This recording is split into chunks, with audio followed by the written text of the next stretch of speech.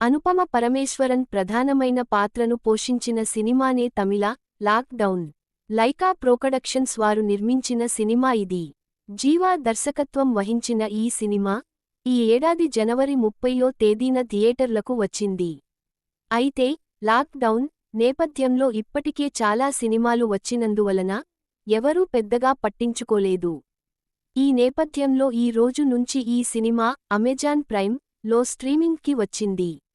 చెన్నై లోని ఓ కాలనీలో అనిత అనుపమ పరమేశ్వరన్ కుటుంబం నివసిస్తూ ఉంటుంది.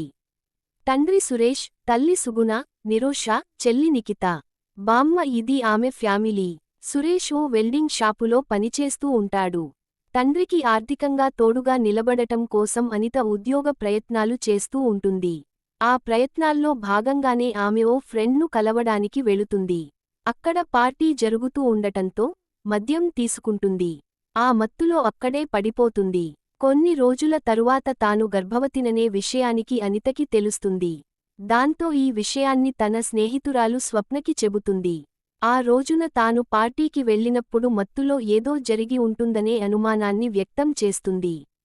ఇంట్లో ఈ విషయానికి తెలిస్తే వాళ్లు ఆత్మహత్య చేసుకుంటారని ఆందోళన చెందుతుంది. రహస్యంగా అబార్షన్ చేయించుకోవడం తప్ప మరో మార్గం లేదని అంటుంది. తాను తోడుగా ఉంటానని